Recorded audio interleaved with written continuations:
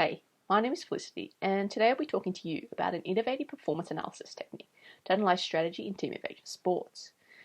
And this topic and discussion stems from the old saying, you can't beat what you can't see. For too long, a career in team sports wasn't an option for women. Young girls couldn't turn on their TV and see someone playing football or soccer and think, I want to be like her when I grow up. But that has all changed with the growth in professional women's sport. Young girls now see someone that looks like them being successful and think, yeah, I can do that too. But then this leads to the follow-up question of how do I do it? This is where performance analysis comes in. Through performance analysis, we can demonstrate whether you're strong or fast or can run all day, how to embrace your unique attributes to be successful. Because there's not one way to win a game, and through the development of technology, we can now showcase the strategy that embraces the different strengths of teams and illustrate the winning ways of women. So performance analysis is the branch of sports science that involves capturing and analysing objective game data that coaches can use to understand and develop winning strategies. However, traditionally, analysts were restricted to recording isolated outcome-based events such as the number of goal shots and turnovers, as they were limited to capturing data live using pen and paper. This did lead to the identification of key performance indicators, as it was thought if you leaked these stats on game day, such as having greater possession and goal shots, you'd be successful. Not only does this suggest there is a one-size-fits-all model to winning, but this only tells you what happened during a game, not even how to achieve these key indicators. So it doesn't actually help a coach understand how to improve. This is also not how we discuss strategy in real life.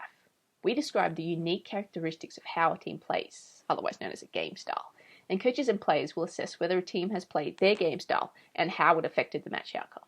So this is what the results of performance analysis should communicate. Thanks to improvements in technology such as video cameras and computerized notational analysis software, and embracing more advanced data analytical techniques, we are able to quantify game styles and translate data into strategy. This is because we are able to capture greater amounts of more detailed data retrospectively and utilize techniques that are able to analyze the interactions between variables automatically, reducing the time costs of analysts having to do it manually. And this is the basis of game styles analysis, reducing a large set of detailed game variables into the key components by understanding how certain variables interact. And this method allows us to highlight the strengths and weaknesses of teams, so it provides great opportunities to improve and develop winning strategies that reflect their players' abilities. And this is what I set out to do in this study, develop a method of identifying game styles in international women's hockey, and highlight there is more than one way of winning. So how do we identify game styles? The first step is collecting the data, and thanks to Hockey Australia, I was able to access video footage from 74 matches of the 2019 Pro League tournament, which was an international tournament played by 9 of the top-ranked women's teams.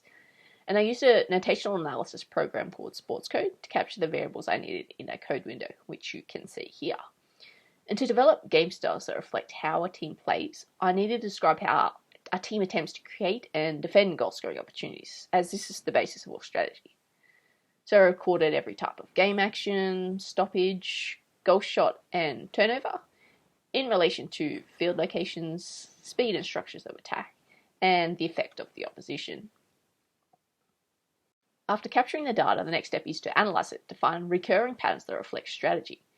And I completed all my analysis in RStudio, and for anyone that is interested, you can find a guide on how to analyse the data and a website illustrating the results at these links. So I had all these detailed variables, but I needed to understand what were the variables that would actually distinguish the different game styles in hockey. To do this, I calculated z-scores, so all my variables would be equally weighted in the model. And I then created box and whisker plots so I could observe the variation between teams and exclude any rare or outlying variables. And I ended up with 102 variables to be used to create my game styles. The technique I chose to use to identify patterns in the data was an unsupervised classification technique called k-means clustering, which groups observations, or matches in my case, into groups based on a similar profile of variables, as in whether they are high or low for each. At first, I just applied the k-means test to all 102, but there was too much variation and accuracy was low when trying to predict a team's game style. So I had to simplify it. I decided to split my variables into 6 different categories based on some simple questions. How successful are they at each attack type? How do they move the ball under different attack types? And what tempo do they play at, as these are the main ways to manipulate a strategy. I then applied a K-means test to each category. I chose 2 clusters per category using the elbow method, which selects the highest number of clusters that reduces the within cluster variation significantly. And I validated my models using decision trees and bootstrapping, with at least 76% of matches predicted accurately in each category, and the same clusters were produced in 75% of iterations. So I was satisfied my clusters were reliable and valid, and they provided the best representation of opposing strategies that could be used in a game. So the machine learning technique has identified variables that relate to each other. We now have to translate this into language used by coaches when describing strategy. And for all the tables I'm about to show you, blue equals higher than average and red indicates lower than average performance based on Z scores. So for both the establish and counter-attack success categories, you'll be classed as strong or poor. And being strong was associated with having greater possession as well as stoppages and turnovers in attacking areas and low attacks per goal shot, whereas poor attacks had greater possession in the defensive half. For game actions for each attack type, you could be a passing or dribbling team. And just like it sounds, you either predominantly use passes to move the ball or a greater proportion of individual running of the ball. Set piece occurrence was simply separated by if there was a high or low number of penalty corners occurring per game. While the tempo category was split based on the number of game actions, so playing direct used lower game actions per attacking game and possession higher game actions.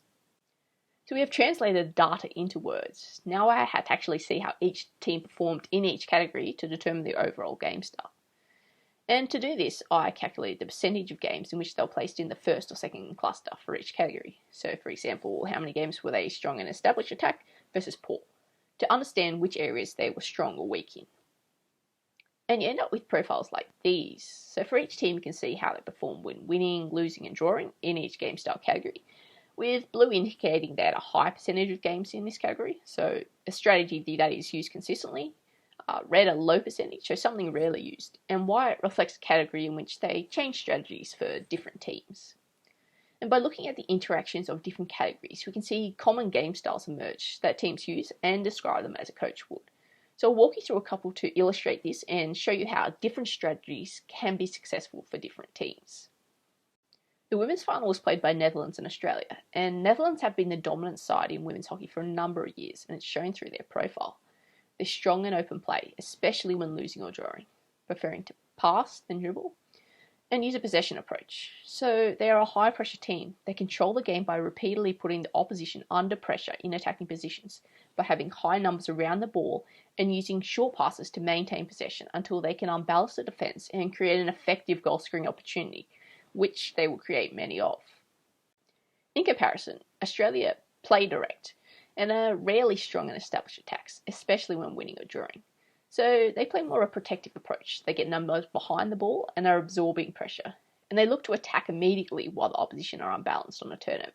But they create few goal scoring opportunities, so they must capitalise on them when they occur.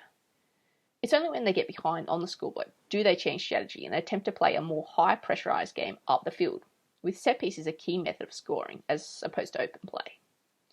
However, they are also a passing team, but as they play direct, they are more likely using longer passes into space or through lines to attack, or just clear the ball to gain ground rather than trying to hold on to it.